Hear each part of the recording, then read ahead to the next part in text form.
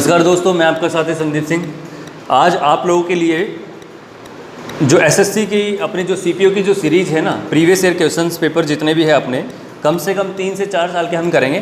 तो आज जो मैं लेके आया हूँ वो लेके आया हूँ 2019 का। किसका? 2019 का, जो अपने एग्जाम्स हुए थे सीपीओ के, तो वो लेके आया हूँ। बहुत आसान, बहुत इजी क्वेश्चन पेपर आया हुआ है मैथमेटिक्स का। सभी लोग बोलते हैं कि बहुत मुश्किल आया है, लेकिन मुझे नहीं लगता कि ज़्यादा मुश्किल क्वेश्चन पेपर आया है। ठीक है, तो आज हम स्टार्ट करते हैं आपके सामने कि दिल्ली पुलिस का जो एसआई का जो एग्ज़ाम हुआ था 12 तारीख का, तीसरे महीने का। ठीक है ना, फर्स्ट शिफ्ट की बात कर रहे हैं। 12 तारीख का तीसरे महीने के अंदर जो हुआ था फर्स्ट शिफ्ट, उसकी हम बात कर रहे हैं। तो देखते हैं कि क्या ये क्वेश्चन हमें बोलता है। बहुत ईजी क्वेश्चन है, देखिएगा। पहले क्वेश्चन में बोलता है, इसने बोला कि 4 सेंटीमीटर किनारे वाले 5 घनों को एक दूसरे से एक पंक्ति में जोड़ा गया, परिणामी घनाभ का कुल पृष्ठीय क्षेत्रफल कितना होगा? कुल पृष्ठीय क्षेत्रफल कितना होगा? ठीक है ना। तो देखो, सबसे पहले एक बात करनी है कि मेरे पास में जो घनाभ होता है ये मेरे पास में होता है। ठीक है ना, क्या होता है घनाभ मेरे पास में?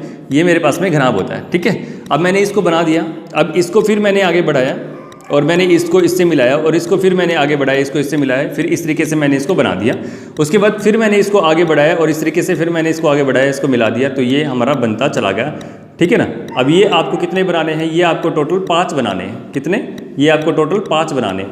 1 2 3 4 और एक और हम बना देते हैं यहाँ पे। ठीक है, यहाँ तक हमने निकाल दिया। तो ये हमारा जो है बन गया। ठीक है, क्या है? ये हमारा कंप्लीट तैयार हो गया घनाभ। कितने हैं ये? टोटल हमारे पास में 5 घनाभ यहाँ तक जो है हम रेडी कर लेते हैं। तो हमने यहाँ 5 घनाभ रेडी कर लिए, 1 2 3 4 5। ठीक है, अब इसने बोला है कि देखो ये 4 सेंटीमीटर है, सॉरी ये घन बोला इसने कि 5 घनों को एक दूसरे से एक पंक्ति में जोड़ा गया है। तो ये भी 4 होगा, ये भी 4 होगा, ये भी 4, यानी कि जो तीनों उसकी वो होती है वो 4 की 4 होंगे, यानी कि हाइट भी, इसका जो फेस भी और इसका जो विड्थ भी, यानी कि चौड़ाई भी। अब देखो, एक बात सारी की सारी सेम होगी, लेकिन आपको करने का तरीका आना चाहिए। देखो, हम कर तो बहुत तरीके से सकते हैं, लेकिन हमारे पास में क्या है कि एक वे होना चाहिए एग्जामिनेशन के अंदर। अगर हम पूरा बेसिक से करने के लिए बैठ जाए तो शायद कभी कंप्लीट ही ना कर पाए। ठीक है ना। तो हमारा जो वे होगा वो करने का क्या होगा, आपको ये पता है कि अगर आप रेक्टेंगल की बात करते हो या फिर स्क्वायर की बात करते हो तो उसका जो आपको एरिया निकालना होता है वो कैसे निकालना होता है। ठीक है, रेक्टेंगल या फिर आप स्क्वायर की बात करते हो तो कैसे निकालते हो कि अगर आपके पास एक रेक्टेंगल दे दिया या फिर स्क्वायर दे दिया है तो यहाँ पे ए है और ये बी है, या फिर अगर आपको स्क्वायर दे दिया है ये ए है तो आप कह सकते हो कि ए का स्क्वायर, या फिर कह सकते हो कि ए इंटू में बी। इस तरीके से आप एरिया निकाल सकते हो। तो हमें भी सिंपल सी बात है, वही चीज़ करनी है। देखो, अभी हम एक क्यूब को उठाते तो एक क्यूब को उठा लिया मैंने कंप्लीट को, और इसके अंदर जो हमारे पास टोटल कितना है, यानी कि 1 2 3 4 5 और एक ये 6, यानी कि एक उधर का, एक इधर का, एक ऊपर एक नीचे, एक साइड में, एक इधर। ठीक है ना। तो हमारे पास में 6 फेस होते हैं। तो 6 फेस में एक फेस इसका ऑलरेडी ढका हुआ है। क्या है? एक फेस इसका ढका हुआ है, यानी कि इसके साथ मिला हुआ है, यानी कि ढका हुआ है। तो हमने क्या किया, इसके 5 फेस ले लिए इसके। ठीक है, सेकंड वाले का क्या करना है, इसके भी, इसका ये फेस ढका है, इसका ये फेस ढका है, यानी कि इसके 4 फेस जो है मेरे पास में ओपन है। कितने फेस? 4 फेस। तो मैंने इसको इसमें ऐड कर लिया। ठीक है, उसके बाद नेक्स्ट में फिर 4 फेस हमारे पास में है, उसके बाद फिर 4 फेस हमारे पास में है, और लास्ट में फिर जैसे ये था वैसा वो है, यानी कि एक ही फेस है तो प्लस में, या इसका 5 फेस मेरे पास में है। तो मैंने क्या किया, इन सभी फेसों को आपने प्लस कर देना। 5 और 5 10, 10 और ये 12 कितना होता है? टोटल 22 होता है। कितना होता है? टोटल 22 होता है। और ये 22 को इंटू करना है 4 गुना में 4, यानी कि एरिया से, यानी कि 4 गुना में 4। आपने इसका एरिया निकाल दिया। एक आयत का एरिया कितना होता है हमारे पास में? 4 गुना में 4 होता है। तो मैंने क्या किया, 4 गुना में 4 इक्वल टू 16, और टोटल मेरे पास में जो फेसेस कितने हैं इसके? 22 फेसेस मेरे पास में बनते हैं। तो आंसर कितना आएगा आपका? 16 दूनी 32, 16 दूनी 32 और 2 32 और 3 कितना होता है? 35। 352 आपके पास में जो है डायरेक्ट आंसर आ जाता है। बहुत इजी क्वेश्चन था, आराम से आपको समझ में आएगा। जैसे आप क्वेश्चन पढ़ोगे उसको देख के इसको समझना, जो मैंने आपको अभी समझाया है, आराम से क्वेश्चन आपका सोल्व हो जाएगा। ठीक है ना। उसके बाद नेक्स्ट क्वेश्चन की बात करते हैं। क्या कहता है? बहुत ईजी क्वेश्चन है, यहाँ तक मेरे हिसाब से आपको बहुत अच्छे से समझ में आया होगा। नेक्स्ट क्वेश्चन में क्या आता है? नेक्स्ट क्वेश्चन में बोलता है कि अगर मैं आपको बोलूं कि a की क्यूब माइनस बी की क्यूब 208 है और a माइनस बी 4 है, तो a प्लस बी का whole square minus a b का जो मान हमें बताना है। ठीक है, इसका मान क्या करना है आपको बताना है। तो मैंने बोल दिया कि a की क्यूब माइनस बी की क्यूब इक्वल टू 208 है। कितना है? 208 है। और इसने बोला कि मुझे दिया गया है a माइनस में b equal to 4, a minus में b इक्वल टू 4, और बोल दिया इसने कि a प्लस बी का whole square minus a b, ये आपके पास में इसने पूछ लिया है। बहुत ईजी, आसान तरीके से कर सकते हैं। वही सेम चीज़ हमें करनी है कि ये चीज़ हमें दे दी जाती है और ये भी चीज़ मुझे दे दी जाती है। ये तो गिवन है मेरे पास में। ठीक है, और ये मेरे से जो है पूछ लिया है, ये मेरे से पूछ लिया है। तो देखो करना क्या है, ए की क्यूब माइनस बी की क्यूब और ये ए माइनस बी है। तो आपको पता है कि जो इसका फॉर्मूला होता है, अगर इसको सोल्व करते हो तो ये क्या होता है, ए माइनस में बी, क्या होता है ए माइनस में भी अंदर होता है ए का स्क्वायर प्लस में बी का स्क्वायर और प्लस में ए बी, ये आपके पास में होता है। और ये कितना दिया गया है, टोटल आपके पास में 208 दिया गया, कितना 208 दिया गया। यानी कि ये अगर मैंने खोल के रखा पूरा का पूरा तो ये आपके पास आ गया, ये होता है, इसकी वैल्यू जो होती है ये होती है, ठीक है ना। अब ए माइनस बी कितना दिया 4, तो मैंने यहाँ पे 4 रखा और मैंने मल्टीप्लाई के वापस यहीं पे ये रख दिया ए प्लस में बी का स्क्वायर प्लस में ए बी और यहाँ पे रख दिया 208 को। अब मैंने डायरेक्ट काटा 4 से, तो 4 पंजे 20 और 4 दूनी 8, 52 आया आपके पास में। अब इसने पूछा ये है, इसने पूछा ये है। अगर मैं आपको बोलूं कि इसको खोल के आप क्या लिख सकते हो, तो आप कह सकते हो ए का स्क्वायर प्लस में बी का स्क्वायर प्लस में 2ab और माइनस में ab। तो अब देखो इसमें से अगर माइनस करोगे एक ab को तो आपके पास बचेगा ए का स्क्वायर प्लस में बी का स्क्वायर प्लस में ab। तो यही तो चीज़ आपकी बच रही है और यही चीज़ इसने पूछा है, सॉरी यही तो चीज़ इसने जो पूछी क्या है हमसे, इसने बोला है कि ए का स्क्वायर प्लस में बी का स्क्वायर प्लस में आपके पास आ गया यहाँ पे क्या कुछ गलती की है कि हमने ए का स्क्वायर प्लस बी का स्क्वायर प्लस में 2ab माइनस ab। तो आपके पास बच गया क्या, आपके पास में ab। देखो यहाँ पे इसने दोबारा से करते हैं इसको, इसमें थोड़ी गलती कर दी शायद हमने।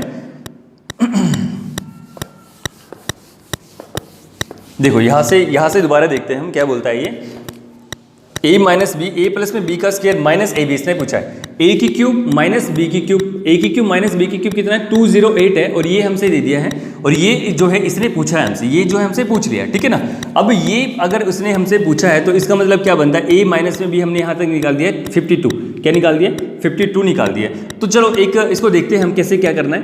अब देखो ये ए माइनस में बी, अब ए प्लस में बी का होल स्क्वायर का मतलब क्या बनता है, यानी कि अगर मैं यहाँ से ए का स्क्वायर प्लस में बी का स्क्वायर प्लस में ए बी है तो मैं क्या करूँ कि मेरे पास में जो ये कंप्लीटली है ना, ये कंप्लीटली क्या बन जाता है, मैंने एक बार तो इसमें 2ab कर दिया और एक बार मैंने 2ab कर दिया, ठीक है ना, माइनस कर दिया। यानी कि एक बार तो मैंने प्लस में 2ab कर दिया और एक बार माइनस में 2ab कर दिया, ठीक है। क्योंकि मुझे जो है ना इसको कंप्लीटली क्या करना है, मुझे स्क्वायर बनाना है। तो जो प्लस वाला है मैं प्लस वाले को स्क्वायर बना लेता हूँ। तो मैंने बोला कि ए का स्क्वायर प्लस में बी का स्क्वायर प्लस में 2ab प्लस में 2ab, इसको मैं इधर ले आता हूँ, ठीक है ना, इसको मैं इधर ले आता हूँ और मेरे पास में जो ये माइनस हो जाता है तो माइनस बच जाता है मेरे पास में ab। तो देखो ये आपका बिल्कुल सेम टू सेम आ गया और यही चीज़ मैंने माइनस की थी, एक बार प्लस की थी, तो इसकी तो कोई वैल्यू नहीं रही है और इसकी जो वैल्यू यहाँ पे अपने पास में निकली है वो 52 की 52 ऐसे के ऐसे रहेगी क्योंकि 52 वैल्यू निकली और इसको मैंने थोड़ा सा 2ab और माइनस 2ab कर दिया, ठीक है ना। अब देखो यहाँ तक अगर मैं करने की कोशिश करूँ तो a प्लस में b का होल स्क्वायर और माइनस का ab, तो वही तो सेम मेरे पास में वैल्यू आ रही है 52, यहाँ भी 52 थी तो ये भी तो 52 ही होगा ना। क्यों, क्योंकि ये इसका मतलब मैंने क्या कर दिया, इसको बिल्कुल बंद कर दिया ब्रैकेट के अंदर। ये जो है हमारे पास में a का स्क्वायर प्लस में b का स्क्वायर प्लस में 2ab और माइनस ab, तो ये a प्लस में b का होल स्क्वायर माइनस में ab equal to will be the 52। Answer क्या होगा आपका 52, ठीक है ना। नेक्स्ट क्वेश्चन देखते हैं। नेक्स्ट क्वेश्चन में बोलता है हमें ये कि 10x ठीक है और इक्वल टू बोलता है कि ये आपका इक्वल टू है 10x इक्वल टू है आपका किसके, कोट 45 डिग्री प्लस में 2x।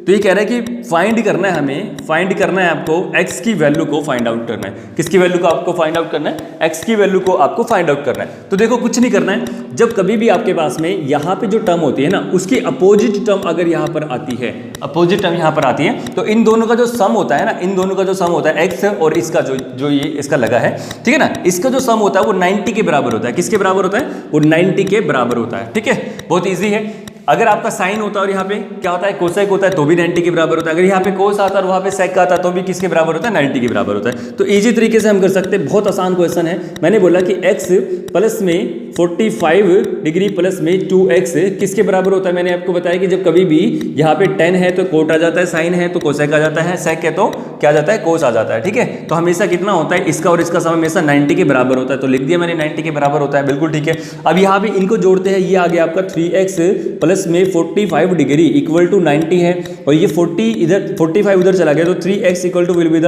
45 आपके पास में बच जाता है, ठीक है ना। अब ये x equal to will be the आपके पास में 15 डिग्री आपका आंसर आ जाता है। बहुत इजी तरीके से हमने क्वेश्चन भी कर लिया, ठीक है ना। अब नेक्स्ट क्वेश्चन की बात करते हैं। नेक्स्ट क्वेश्चन में क्या बोलता है, नेक्स्ट क्वेश्चन में देखते हैं क्या बोलता है। ये कहता है कि नेक्स्ट में हमारे पास में क्या है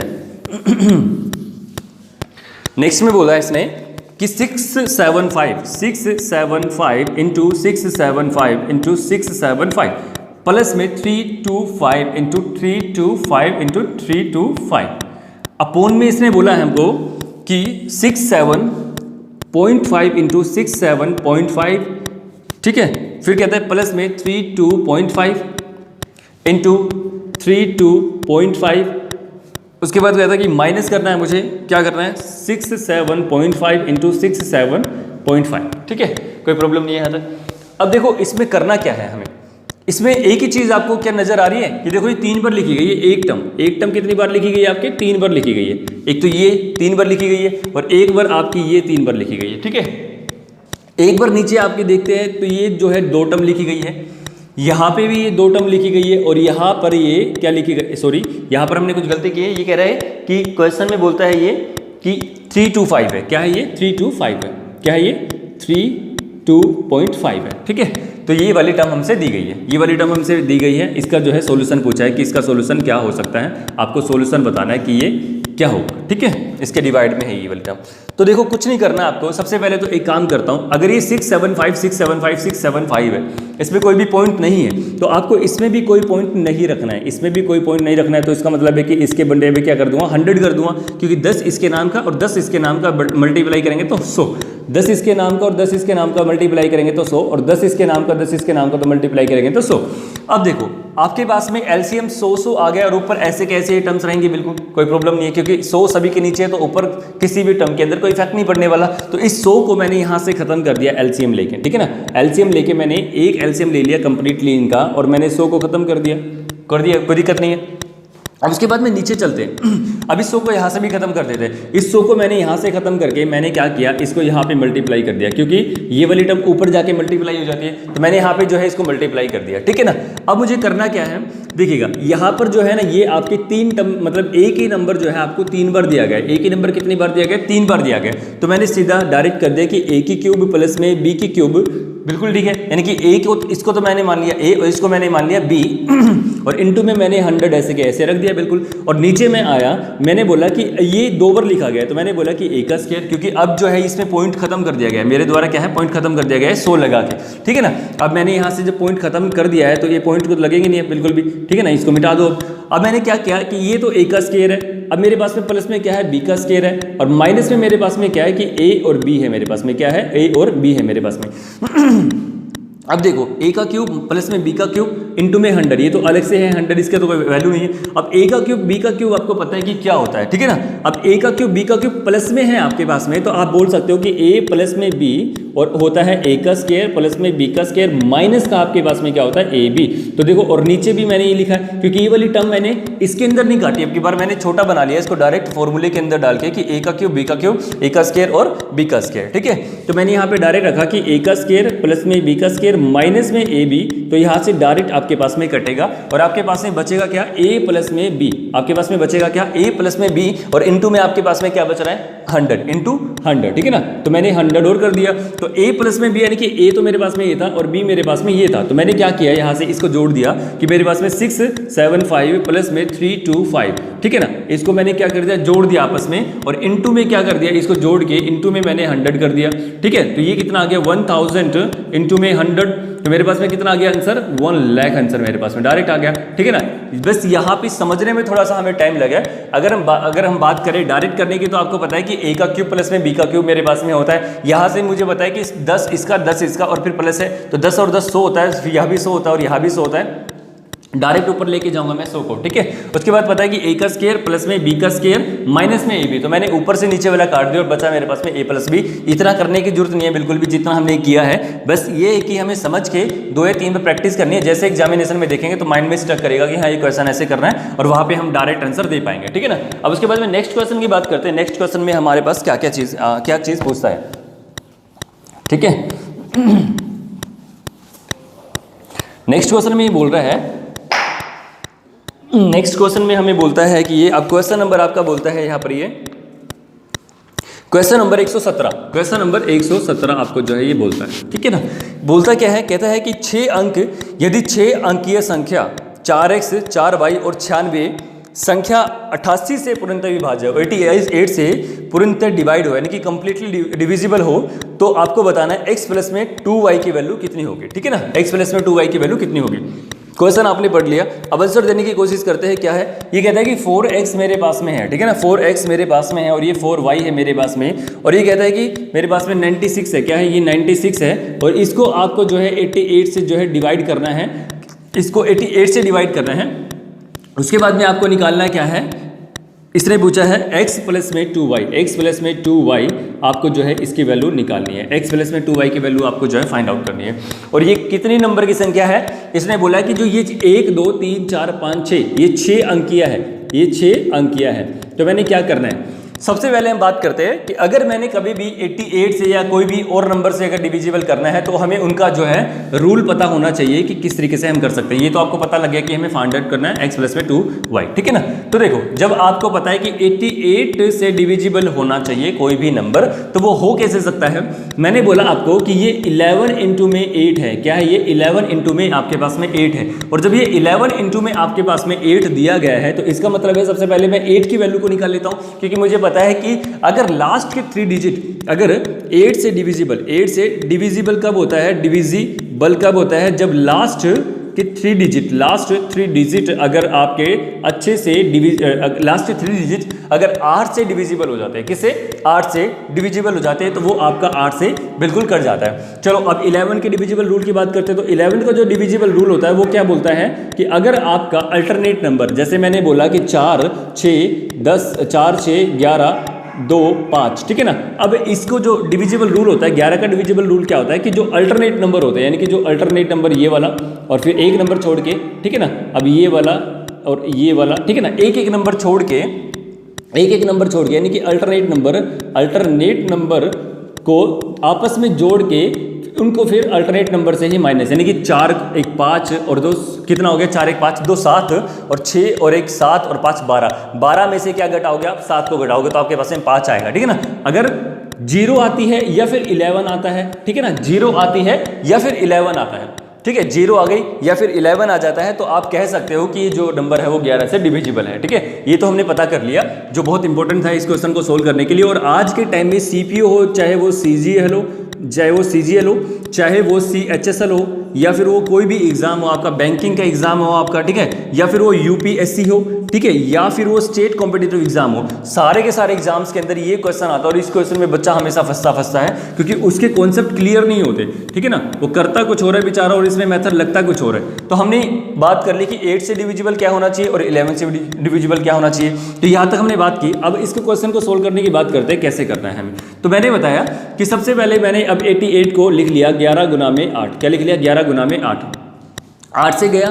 तो देखो ये 8 से अगर मैं जाऊंगा तो मुझे पता है कि लास्ट के 3 डिजिट जो है मेरे पास में डिविजिबल होना चाहिए, और ये मेरे पास में y दिया गया है, ये क्या दिया गया है, मेरे पास में y दिया गया है। तो देखो अब करना कुछ नहीं है, यहाँ पे अगर आप 0 लगा के देखोगे तो 8 1 8 8 2 16 बिल्कुल ठीक है, कट रहा है, पूरा कट रहा है कंप्लीटली। अगर 0 लगाता हूँ तो 8 1 8 8 2 16 कंप्लीटली कट रहा है, लेकिन 0 को लेके नहीं चलेंगे, हम एक नंबर और ले लेते हैं। तो इसने बोला कि एक नंबर लेके, तो एक अगर आप लगाओगे, अगर 1 लगाओगे तो 8 2 16 और 16 और मेरे पास में 3, तो 8 चौक 32 नहीं कटेगा। तो मैंने क्या किया, यहाँ पे 2 रख के देखा, तो मैंने 2 रख के देखा तो 8 तिया 24, 8 तिया कितना आ गया, 24 आ गया, और मेरे पास में 5 बच जाता है, तो 8 7 56 बिल्कुल कट रहा है। तो मैंने क्या किया, 2 को और 0 को मैंने यहाँ पे रख के देख लिया, ठीक है ना। किसको रख के देख लिया, 2 को और 0 को मैंने यहाँ पे रख के देखा। उसके बाद बात करते हैं 11 की बात करते हैं, ठीक है ना।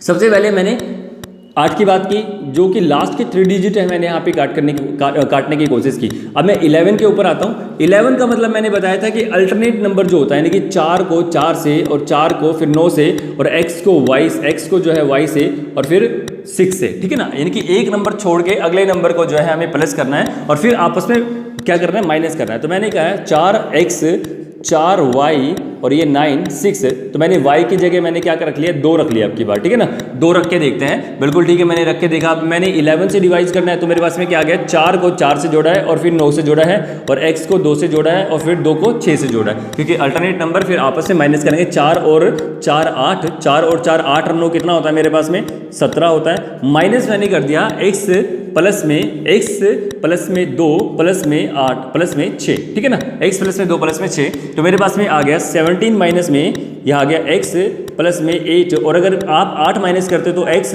यहाँ पे आ गया आपके पास में कितना, ये आ गया 11, कितना आ गया आपके पास में 11 आ गया, कितना आ गया सॉरी आपके पास में आ गया ये 9, 8 माइनस करते हो तो आपके पास में आ गया 9। तो देखो x की जो वैल्यू आई है अब आपकी, यानी कि जो x की अब वैल्यू आई है वो कितनी आ गई आपके पास में 9 आ गई। कितनी आ गई है 9 आ गई है। तो अगर आप यहाँ पे 9 रखते हो तो बिल्कुल ठीक है, कोई प्रॉब्लम नहीं है, बिल्कुल आ गई 9 आ गई आपके पास में वैल्यू। ठीक है, जैसे आपने 9 रखा तो इसने आपसे पूछा था कि x प्लस में 2y, ये आपसे पूछा था इसने। तो x की वैल्यू आपको 9 मिल गई, तो x की वैल्यू कितनी है 9, तो 9 रखा, प्लस में आपके पास में 2 है, और कितनी जो y की वैल्यू आपने कितनी मानी थी 2 मानी थी, तो आपके पास में आ गया आंसर 13। कितना आ गया आंसर 13। तो इस तरीके से हम इस क्वेश्चन को आराम से सोल्व कर सकते हैं। अब नेक्स्ट क्वेश्चन की बात करते हैं। ये कहता है नेक्स्ट क्वेश्चन में बात करता है आपको ये ए बी सी की कार्य अक्षमता का अनुपात, ठीक है ना, कार्य अक्षमता का अनुपात 4:5:6 है और वे एक साथ मिलकर किसी भी कार्य को 12 दिन में पूरा कर सकते हैं। ए अकेले उस काम को कितने दिन में पूरा करेगा? ए अकेले उस काम को कितने दिन में पूरा करेगा? ये कह रहा है कि 4 है और 5 है, 6 है, ठीक है ना। देखो दो चीज़ें होती है आपके पास में, जब कभी भी टाइम दिया होता है ना, कभी भी आपके पास टाइम दिया होता है तो उस टाइम से हमें क्या करना होता है, एफिशिएंसी निकालनी होती है। क्या है? एफिशिएंसी, ठीक है ना, एफिशिएंसी निकालनी होती है। और जो है एफिशिएंसी होती है ना इस टाइम की उल्टी हो जाती है। क्या होता है? उल्टी हो जाती है। जैसे मैंने बोला कि ये 2 है और ये 3 है, ये टाइम है, हमारे पास में दिन है ये, ठीक है ना, इतने दिन में काम करता है। तो जब ये इतने दिन में काम करता है ना तो ये 3 काम करेगा, ये 2 काम करेगा, ये एफिशिएंसी हो जाएगी। काम करने की एफिशिएंसी आपकी उल्टी हो जाती है हमेशा। अगर आपके पास में टाइम 2 है, जैसे कि एक बंदा 2 दिन में काम करता है, एक बंदा 3 दिन में काम करता है, तो उसके काम करने की एफिशिएंसी जो होगी ना उस बंदे की, यानी कि जो 2 दिन में काम करेगा वो 3 काम करेगा और जो 3 दिन में काम करेगा वो 2 काम करेगा। तो ये एफिशिएंसी का रेशो होता है हमेशा उल्टा हो जाता है, ठीक है ना। क्या हो जाता है? उल्टा हो जाता है। तो इसी के बेस पे हमारे ऊपर ये क्वेश्चन है। तो ये कह रहे हैं कि इसने अब की बार एफिशिएंसी दी ही नहीं है कि भाई हमें एफिशिएंसी निकालनी है। इसने टोटल एफिशिएंसी पहले ही दे दी है कि आपकी जो एफिशिएंसी है वो कितनी दी गई है आपकी। ये कह रहा है कि 5, कह रहा है कि हमें 4, 5, 6, 4 और ये है 5 और ये है 6, ठीक है। ए बी और ये सी की जो है ना एफिशिएंसी दी गई है। इसका मतलब है कि एक दिन में 4 काम करता है, एक दिन में 5 काम करता है और एक दिन में 6 काम करता है। एक दिन में 4 करता है, एक दिन में 5 करता है, एक दिन में 6 करता है। तो ठीक है, करता है, बिल्कुल ठीक है। और टोटल काम को कितने दिन में कर देते हैं? 12 दिन में। यानी कि एक दिन में अगर इतना काम करेंगे तीनों मिला के, तो 12 दिन में टोटल मिला के कितना कर देंगे? यानी कि एक दिन में 4 काम कर दिया और एक ही दिन में 5 काम कर दिया और एक ही दिन में 6 काम कर दिया। तो टोटल उन्होंने 12 दिन काम किया। टोटल उन्होंने कितना काम किया? 12 दिन उन्होंने जो है काम किया। तो 12 दिन जब उन्होंने काम किया है तो इसका मतलब क्या बनता है कि 4, 5, 9 और 6 कितना होता है? 15 गुना में 12, ठीक है ना, 15 गुना में 12। तो इसका मतलब है कि 180 वर्क उन्होंने टोटल कर दिया। कितना काम कर दिया? 180। अब क्वेश्चन में पूछता है कि ए अकेला इस काम को कितने दिन में करेगा? कितने दिन का मतलब है कि कितने समय में करेगा। और जब समय में करेगा तो आपको पता होना चाहिए कि एक दिन में वो कितना करता है? 4 काम करता है। एक दिन में कितना करता है? 4 काम करता है। तो 4 से डिवाइड कर दोगे, ठीक है ना, 4 से डिवाइड कर दोगे तो आप बोलोगे कि 4 चौक 16 और 4 पंजे 20। तो आपका जो आंसर आ जाएगा कितना आ जाएगा? 45। यानी कि 45 डेज के अंदर जो है आपका एक काम करेगा। बहुत ईजी तरीके से हमने इसको भी सोल्व कर लिया, ठीक है ना। अब अगले क्वेश्चन पे चलते हैं। बोलता है नेक्स्ट क्वेश्चन में क्या आता है? नेक्स्ट क्वेश्चन में कहता है ये कह रहा है कि x प्लस में 1/x = 5 है। x प्लस में 1/x = कितना है आपका? 5 दिया गया है। और इसने बोला है कि x की क्यूब आपको बतानी है, प्लस में 1/x की क्यूब आपको जो है सोल्व आउट करना है, ठीक है ना। ये आपको जो है सोल्व आउट करना है कि इसका आंसर कैसे आएगा। तो सबसे पहले हम इसकी बात करते हैं कि थोड़ा सा बेसिक बताता हूँ क्योंकि बहुत इंपॉर्टेंट क्वेश्चन है। हर एक एग्जाम में 2 नंबर का आता ही आता है, ठीक है ना। तो देखो कैसे क्या करना होता है। मेरे पास में एक चीज़ होती है, a प्लस में b का होल क्यूब होता है, क्योंकि अब इसने क्यूब पूछा है आपसे, ठीक है। तो इसने बोला कि a प्लस में b होल क्यूब होता है। तो ये बोल रहा है कि a की क्यूब प्लस में b की क्यूब प्लस में 3ab। और ये कह रहा है कि a प्लस में b आपके पास होता है, ठीक है ना। ये बोला है कि a प्लस में b की होल क्यूब इक्वल टू क्या होता है? a की क्यूब प्लस में b की क्यूब प्लस में 3ab और प्लस में मल्टीप्लाई में a प्लस में b, ठीक है।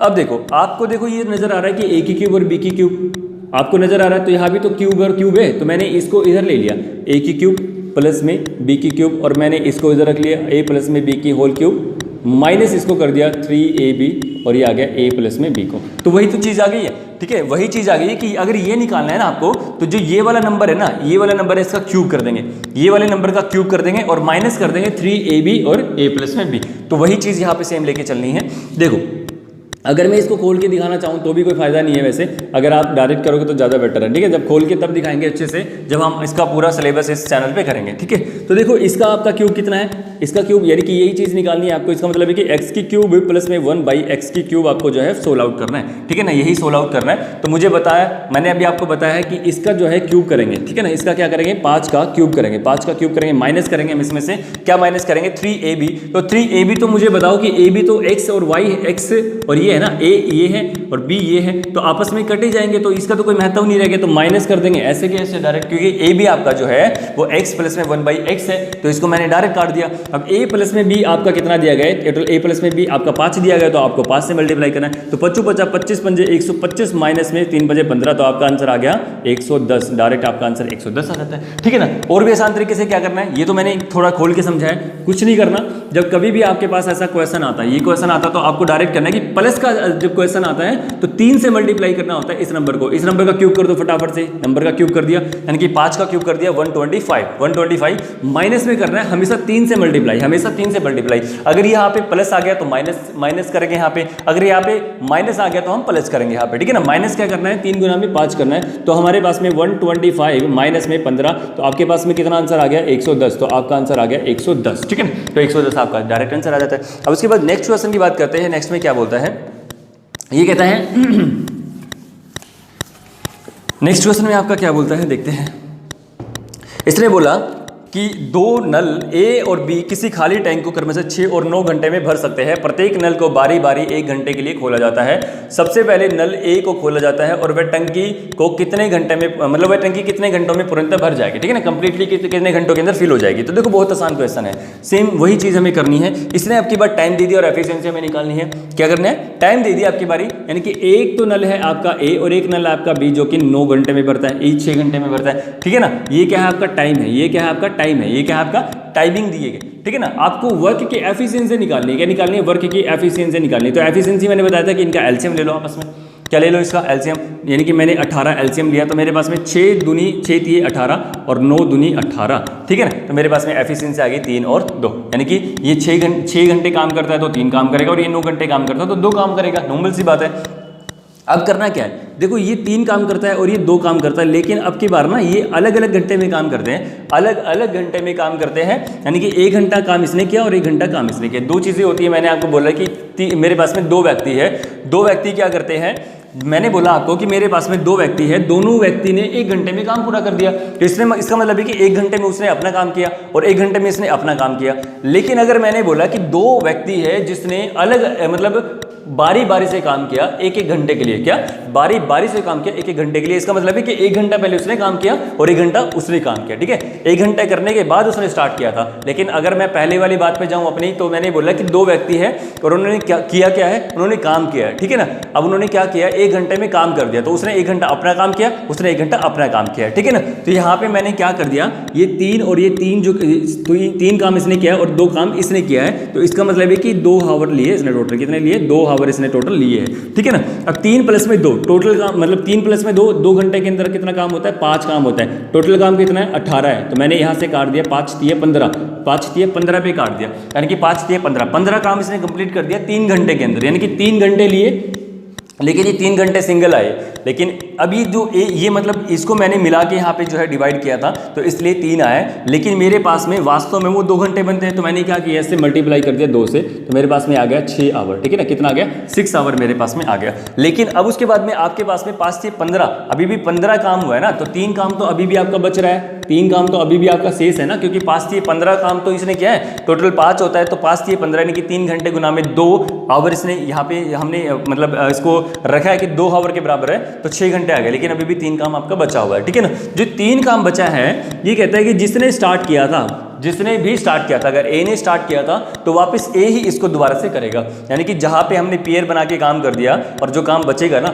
जो काम पहले स्टार्ट करता है पहली बारी के अंदर, वही काम दूसरी बारी में भी स्टार्ट करेगा। तो 3 काम बचा है, तो ये काम ऑलरेडी 3 काम करता है कितनी देर में, 1 घंटे के अंदर, तो यहाँ से 3 से डिवाइड करोगे तो 1 घंटा यहाँ पे लगेगा, तो 6 घंटे तो यहाँ पे लगे थे और प्लस में 1 घंटा यहाँ पे लगे, तो कितना आ गया, 7 आवर्स मेरे पास में इसने टोटल काम कर दिया, ठीक है ना। उसके बाद नेक्स्ट क्वेश्चन की बात करते हैं। नेक्स्ट में क्या बोलता है, देखिएगा, ये बोलता है नेक्स्ट क्वेश्चन में बोल रहा है कि एक हमारे पास में ना दो ट्रायंगल है जो कि सिमिलर है। क्या है आपके पास में?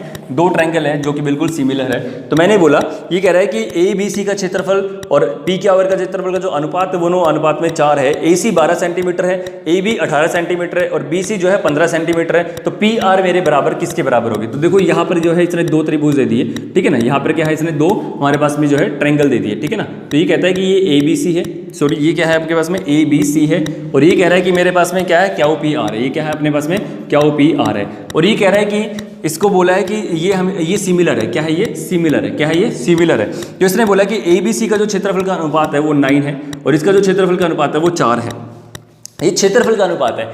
या तो कभी भी वो बोले कि इसकी साइड का अब अनुपात क्या होगा, ठीक है, इसकी साइड का अनुपात क्या होगा या इसकी साइड का अनुपात क्या होगा, या फिर इसका जो मतलब यहाँ पे हम खींचेंगे लंब खींचेंगे उसका अनुपात क्या होगा, या फिर इसके मीडियन खींचेंगे उसका अनुपात क्या होगा।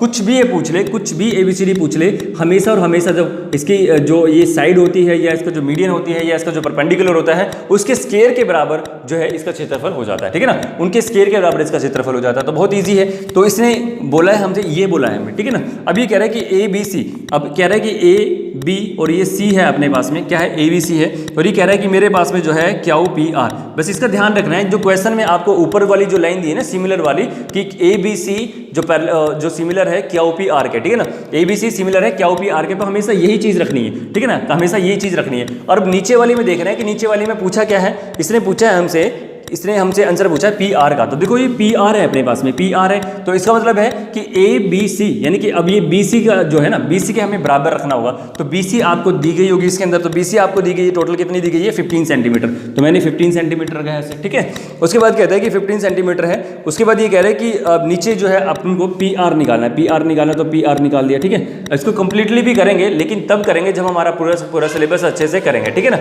अब उसके बाद देखो यहाँ से क्या बोलता है कि ये जो ए बी सी की ABC है अपने पास में वो 9 है, ठीक है ना। ABC अपने पास में कितना है, 9 है, और यहाँ पे कह रहे हैं कि ये अपने पास में 4 है, ठीक है ना। अगर मैंने बोला आपको कि ये इसके स्क्वायर के बराबर ये होता है, तो मैंने कर दिया इसका स्क्वायर और मैंने कर दिया इसका स्क्वायर, ठीक है ना, मैंने इसका स्क्वायर कर दिया। अब इसके स्क्वायर को क्या मैं इसको यहाँ से हटा के इसका रूट बना सकता हूँ? बिल्कुल बना सकता हूँ, मैंने बना दिया इसका रूट। अब मैंने क्या करना है, 15 बटा में ये पी आर इक्वल टू 3 बटा में 2 मैंने यहाँ से डायरेक्ट कर दिया। तो 3 पंजे 15 और ये 5 दूनी 10, यानी कि पी आर की जो वैल्यू है आपके पास में क्या वो 10 आ गई है। तो आंसर आपके पास में कितना आ गया, 10 आ गया, ठीक है ना। अब नेक्स्ट क्वेश्चन की बात करते हैं। नेक्स्ट में क्या बोलता है, ये कहता है नेक्स्ट क्वेश्चन में हमारे पास में बोलता क्या है, बहुत अच्छे से हम करेंगे, अभी तो हमारी स्टार्टिंग है और हम आगे बहुत अच्छी सीरीज लेकर आएंगे सारी चीज़ों की। आपके कोई भी एग्जामिनेशन हो, आपका चाहे यूपीएससी हो, चाहे आपका बैंकिंग का हो, किसी का मैथमेटिक्स हो, मैथमेटिक्स इसमें हर एक चीज़ का करवाऊंगा। और आपकी साथ ही साथ और दूसरी क्लासेस भी इस चैनल पे पूरे अच्छे से चलेंगे, ठीक है ना, कोई प्रॉब्लम नहीं आने वाली। उसके बाद कहते हैं कि एक क्वेश्चन हम और करते हैं, कहते हैं कि चीनी के मूल्य में 15% की कमी हो जाती है। 122 नंबर क्वेश्चन है कि चीनी के मूल्य में 15% की कमी हो जाती है, एक उपभोक्ता को अपनी खपत कितने % वृद्धि कर देनी चाहिए ताकि उसका जो व्यय होता है अपरिवर्तित, यानी कि एक्सपेंडिचर उसका कोई भी ना तो ज्यादा हो और ना कम हो, बिल्कुल सेम का सेम रहे। बहुत इजी क्वेश्चन है। ये कह रहा है कि 15%, क्या है, 15%। एक बात सोच के देखो, अगर मैंने बोला आपको प्राइस इनटू में जो खपत होती है, यानी कि जो खपत होती है, यानी कि जो यूज होता है अपना, वो एक्सपेंडिचर के तो बराबर होता है आपका, ठीक है ना। अगर प्राइस आपका